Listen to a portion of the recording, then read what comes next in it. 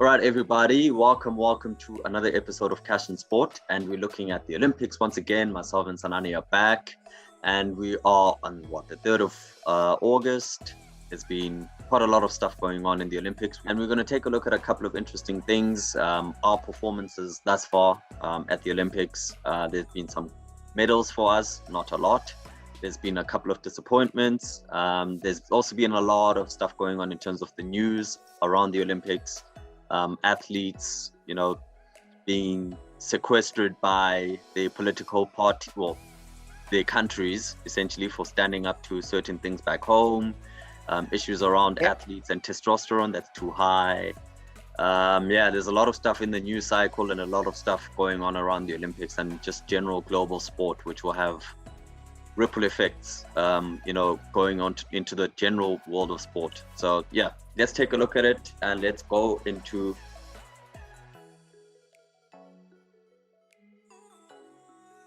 Yeah, man, we are on full Olympics watch. We have been waking up in the morning, watching and really, really, really getting involved.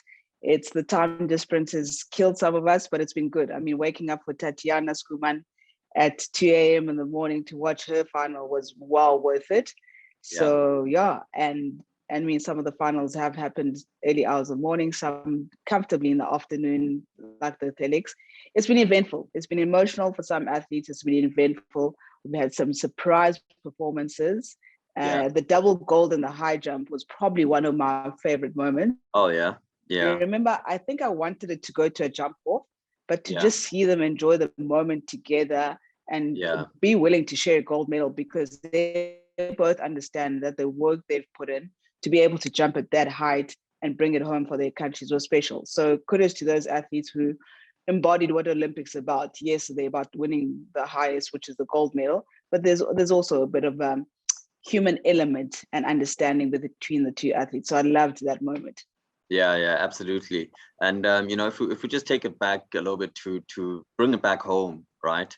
South Africa's performances at the Olympics, SASCOC, in their documentation, they said 13 medals. We always said it wasn't realistic, and we were going to look at maybe about 6. Thus far, we've got 3. 2 of them belonging to Tatiana Schoenmaker, which is the gold in the 200 breaststroke, and then silver in the 100, where she got pipped basically in the last 10-15 meters. How do you personally assess our performance thus far at the Olympics? Yeah, look, I think that there's a bit of surprise, there's a bit of expectation, and there's a bit of, call it perspective performances.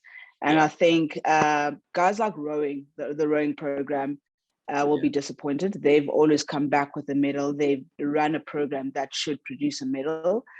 Someone like Wakani Simbini would be a little bit disappointed with his final. I thought he was good for a medal this year. And I think the rest is kind of like, there and thereabouts. I did not expect Chad to medal. He was he's actually towards the end of his swimming career. And in terms of the numbers and the times that he's putting up relative to his field, I think we haven't seen him swim those 2012 times in a long time. And then I think we look at Tatiana was built for a medal. She was prepped for a medal. She did well in the silver in the 100 and the gold in the 200. So I think that's a good one. Look, we must look at sevens as well. Sevens will be disappointed not to medal, and the Bliss Box, sevens rugby. And then we look at the golf program. I mean, those guys on any good day, depending how the pin lies. But it's one of those things. So we must look at not the performance of Team South Africa as a whole. I think we need to look at the individual federations and their preparation relative to were they going to medal or not. So I think a lot of thought is being put, a lot of noise being made about the overall Team South Africa performance.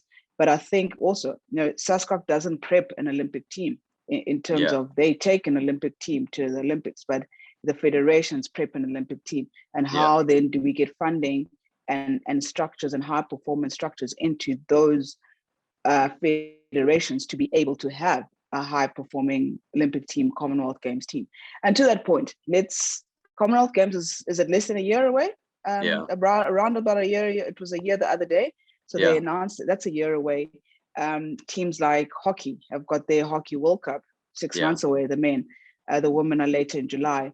Athletics have got world champs next year in America, so in Oregon. So we're needing to look at how do we use these performances as a catalyst to help us prepare for the next phase of these individual sports codes. I know swimming has got the short 25-meter champs in Dubai at the end of this year in December. There's a lot going on. Obviously 3 medals for the country are disappointing. That we got 10 and only you probably will only get 3 or 4 now. But then how do we prep for the next Olympics, which is only 3 years away now? Yeah, absolutely. And I personally think that, we have to look at the Olympics as a cyclical thing. Athletes and the way that they perform, there's batches of athletes who will be good for, because remember, Olympics is every 4 years, right? So an athlete maybe will go to 2 Olympics, maybe 3 Olympics. There's some athletes who are like Maiga who've been to 4. That's very rare, but maybe 2 Olympics is prime for most athletes. That's 8 years. And we've had a bunch of really good athletes. I mean, for the fact that we even got to 10 medals in Rio is because we had a good core of athletes, but those guys will inevitably retire. So our expectations should also look at the waves of athletes coming through and when we expect them to peak to get those medals. I, for one, I'm not really disappointed this year because I saw a lot of really good performances from young athletes. Sean Masangwani, which I've been raving on about this kid for a long time. And although he didn't, he's been exceptional, the 200 and the 100. And I personally think he's going to be in medal places come France. In the future. And he's going to be good for the sport. He's just that character who's going to be also good for the sport. Absolutely. And we see him, we see Clarence, we see Gift. Those guys in 2024 are at another level. So as you say, it goes in cycles. So maybe our up will be 2024, but we really have to be mindful of the time frame. You say 3 years, we say 3 years, but there's qualifications involved. There's this, so it's actually less than that, and we need to be mindful of the time till the next Olympics.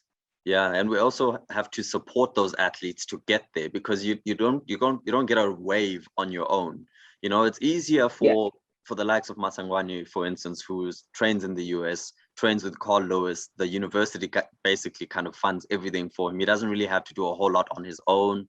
And also being an American, in American collegiate athletics, starting to look at endorsement deals and so on and so on, his life will probably be easier and his path to success will be easier.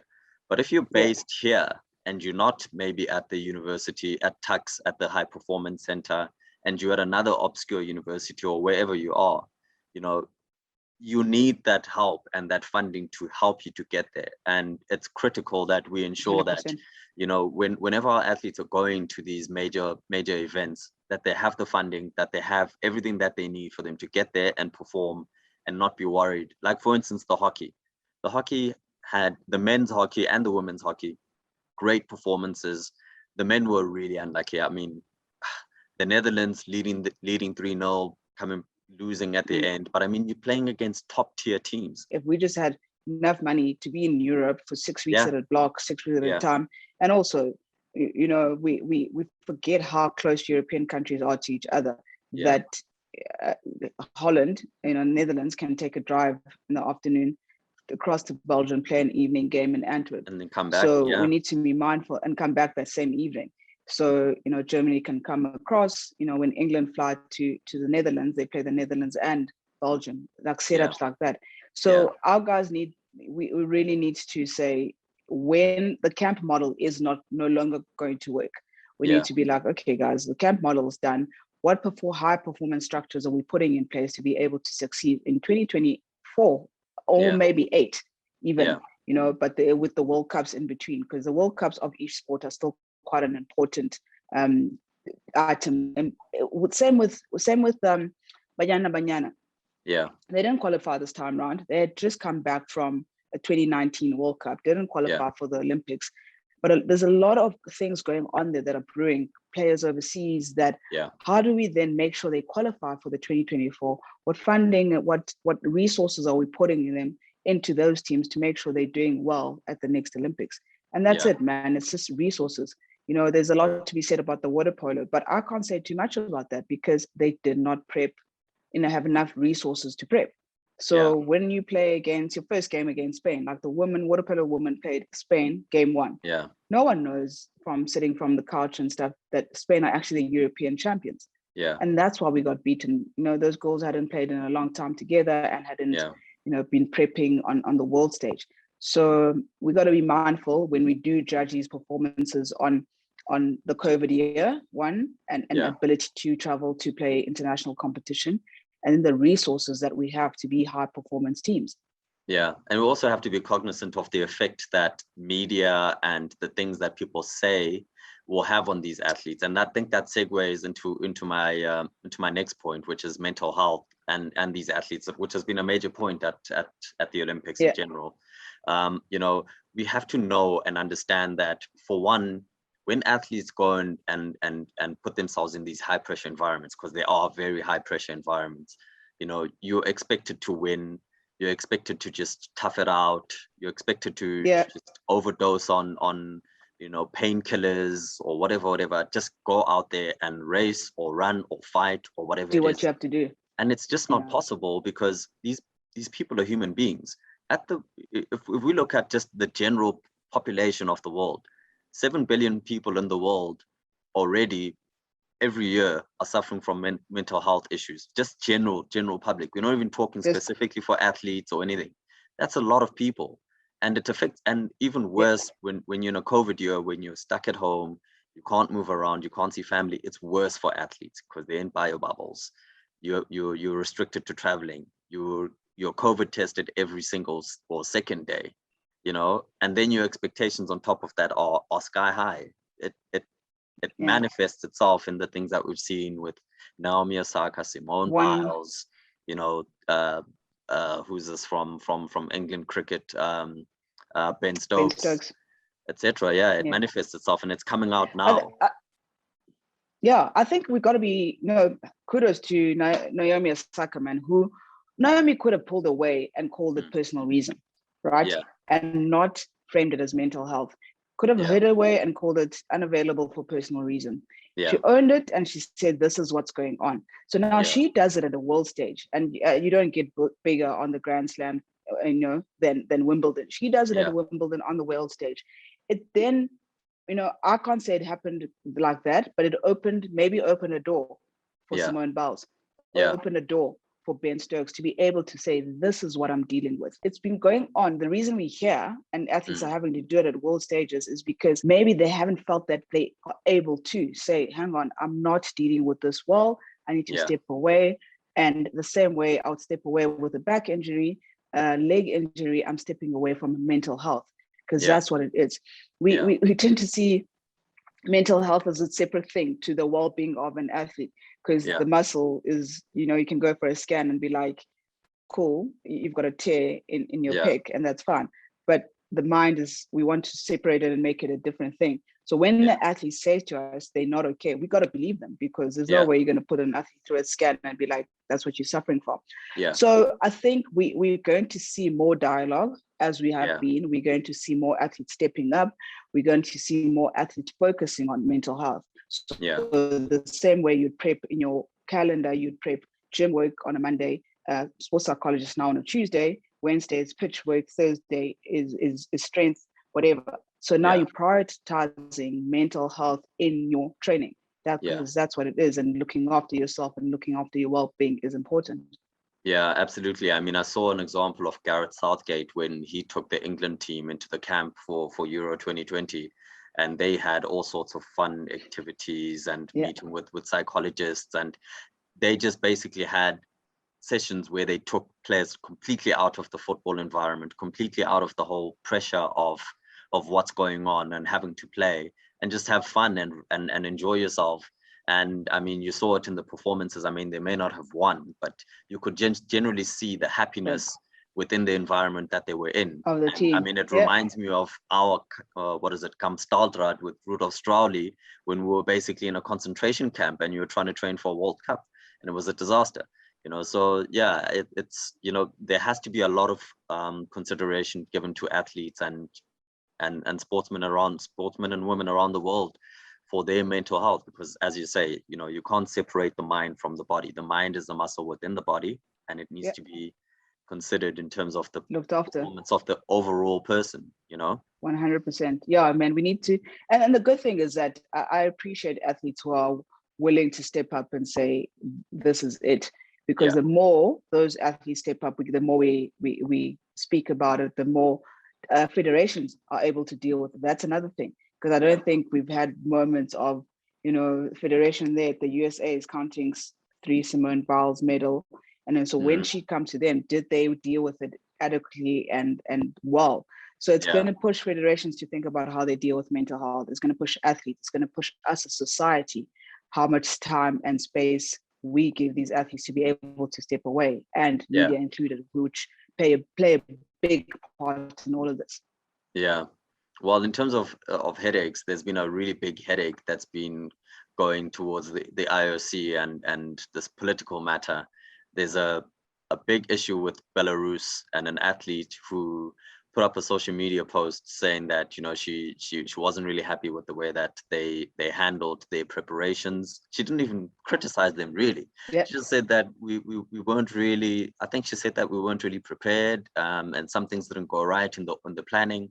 But I mean, she got to the Olympics, she wasn't saying that the president is a dictator when it, and these guys basically tried to pull her out of the Olympics, tried to claim that she had been disqualified or wasn't able to run.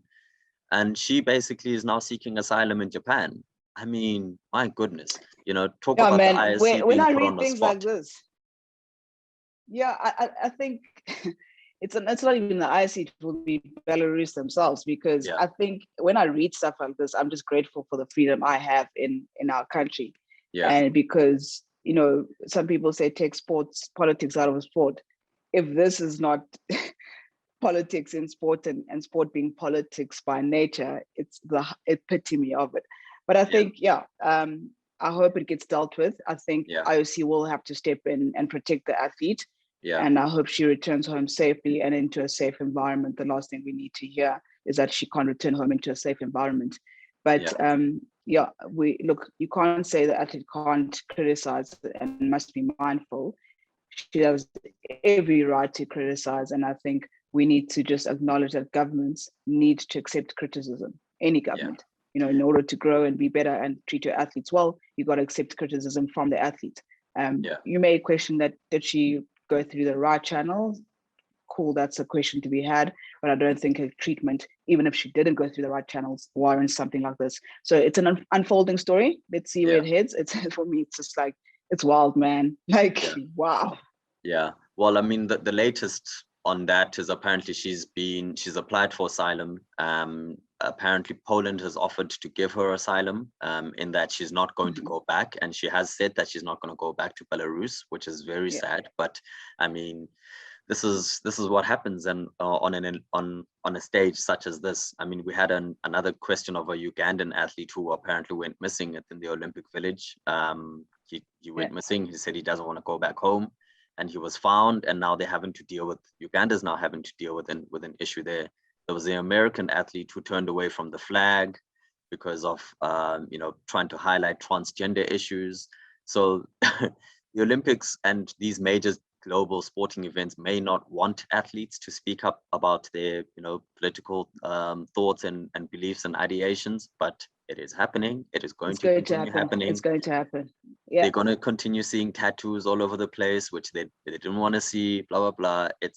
Sport is changing, and sport has to evolve and come into the more modern 100%. world. We can't have women being told that you have to wear super, super tight, small bikini, what things, it's absolutely ridiculous. And I for one am completely here for it. I'm completely here for it. These guys must suffer and learn. Change is going to come, man. Yeah, and it's going to come. And it's going to test so many models of what they know as this is a line, you don't toe the line, or these are policies. Those policies have to change. Those lines have to change. Those lines are no longer linear. You know, we've got to understand that athletes are going to push certain things for federations to make decision on, for federations to change, for the federations to transform, sports to transform and change. And how far, you know, do those athletes push that? Yeah. Well, talk about pushing. There's been a very big boundary, which you know, we said it before. There's a boundary that's going to get pushed that World Athletics haven't really dealt with, which is the issue around naturally high testosterone. I mean, we saw Laurel Hubbard. She's been allowed to participate in the weightlifting, which she did. But then you had a situation about a month ago, 2 months ago, where Mboma and Maselingi were not allowed from Namibia, were not allowed to run in the 400. They said that their times were just too quick, and their testosterone was just too high. Then they said, fine. The DSD athletes. Yeah, the DSD, yes. And then they said, okay, fine. You can race in the 100, you can race in the 200, but you can't race in the 400 or the 800, but you can also then race in the 15 or the longer distance races after that. So World Athletics have framed this between 400 meters to a mile. So they've never had they don't have the data to go 200 or 100 or go over a mile. So what this opens up is a new case, because you can't just take the same data and apply it to 200. You're going to have a new case. They're going to have to go do the research and prove that you get an unfair advantage in the 200 meter and the 100 meter or longer than a mile. Whole new research, whole new case, and let's see what that, you know, this could also serve good for Custer's current human rights case, is that, hang on now, you know, if you open up a new case and new data, does the data that was there still apply to the 400 and the mile? So someone who's well versed on this, and I urge people to follow Ross Tucker and read and some of his threads, and he paints it out quite nicely. They will need more athletes going from one discipline to the next in order to have the data to support it. So it'll be interesting. The next couple of months are going to be interesting. There's someone right now at World Athletics going, what do we do? What do we do? And how do we deal with this? But they can't just obviously issue a statement tomorrow and say you can't run. They're going to have to have some sort of research and backing behind it. Yeah, my problem really is the optics around this whole situation. It's not a good look for global 100%. athletics, for athletics globally. If you want people and young girls and boys to be able to participate in the sport and have the confidence that they're going to, you know, confidence in their convictions that they're going to be able to run in whatever it is that they want to run, it's not a good look that you don't deal with it first time, set a marker in the ground and say across the board. You know, this is why I feel like, and this is why a lot of people globally feel as though World Athletics has an agenda around specific athletes, and those specific athletes generally happen to be athletes of color. And it's not necessarily true to say that, because I mean, scientifically it is proven that testosterone does give you some sort of, you know, physiological advantage. But you know, if you're not communicating it, it's like there's no PR department that could foresee that this is going to be a problem down the line. You know, I don't understand 100%. how they allowed the optics to get here in the first place. You know, it's just a disaster. And as Manfred said in a previous podcast, man, it's a disaster. It's a communications PR just disaster. You know, and I feel for the image of the global sport of athletics, because it's just athletics. World Athletics really, they really do deal with it badly, and in terms of, you know, understanding and framing and really putting it out to, this is our research, this is what we've done, or this is what we see, and that's why it is right now looking like it's targeted, right? And I hope it opens Custer's case again, man, because watching the 800 meters without her has been, less said the better for me. Yeah, absolutely. I mean, and I watched that Maselingi race, and where Mboma came second in the 200. And then I went on Twitter and immediately afterwards, literally, I mean, you could just see people, hands off Mboma, hands off Mboma, hands off. And it's, I mean, Elaine Thompson-Herah just won the double gold, but the questions are already people saying, can this Custer situation not happen here again? I mean, not happened here. Yeah. Terrible. It's justified because of the way World Athletics have dealt with things. It's really justified. Yeah. You hope when someone like Seb Coe sits on is a guy at World Athletics and he's been an athlete, you'd hope he'd be more mindful to the situation of athletes.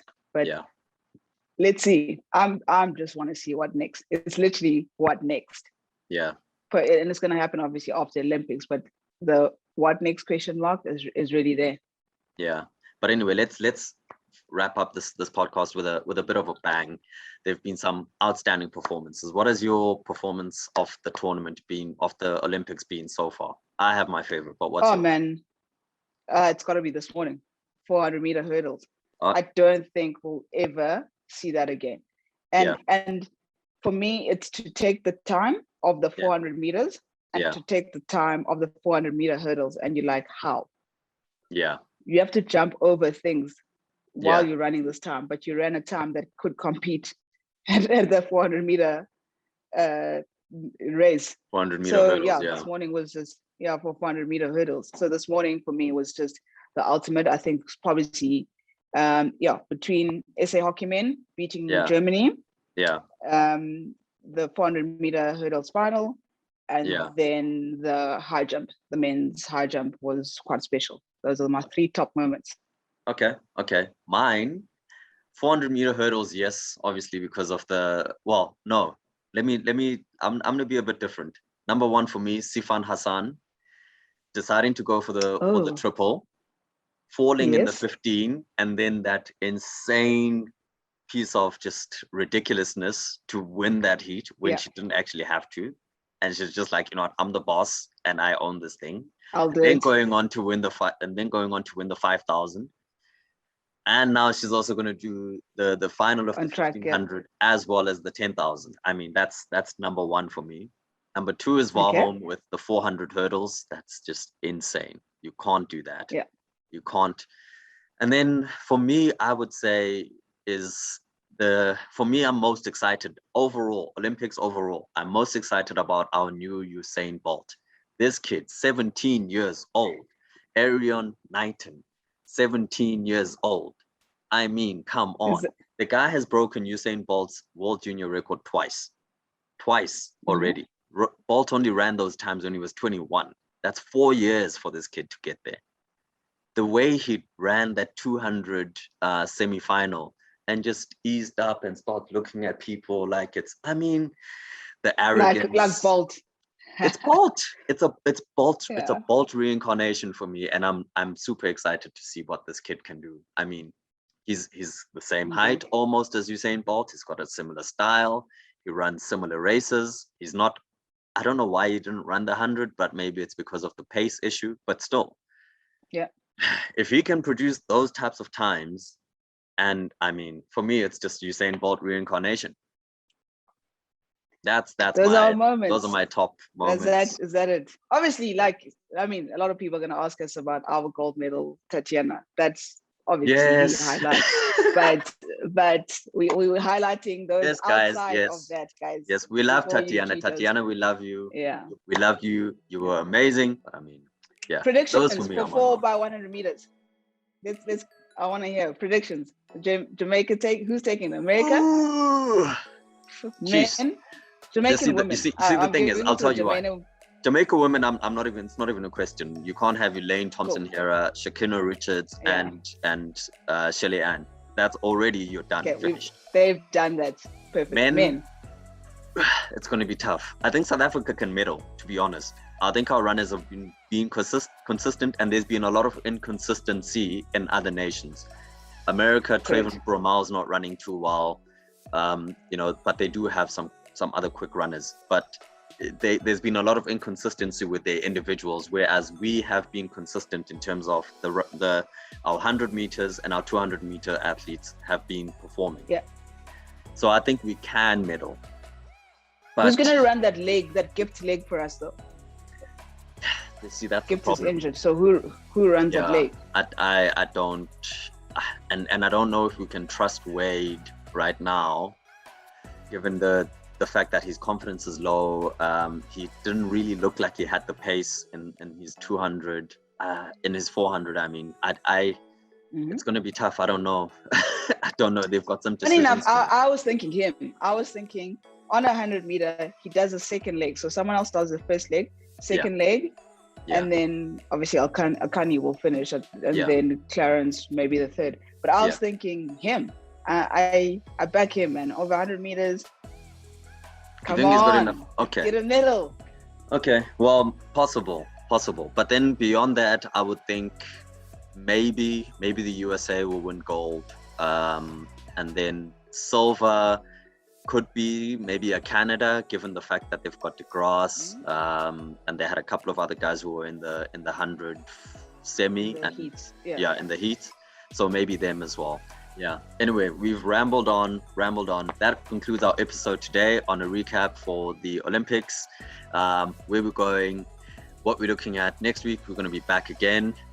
Olympics will basically be done by then. So we'll wrap it up, put it all in a bow, and then we'll chart a path for where we're going next time. So comment, like, subscribe, follow us on Twitter, follow @Sanane Mangisa on Twitter, follow @Cash and Sport Twitter, Spotify, YouTube, website, everything. Subscribe. Yeah, we're out.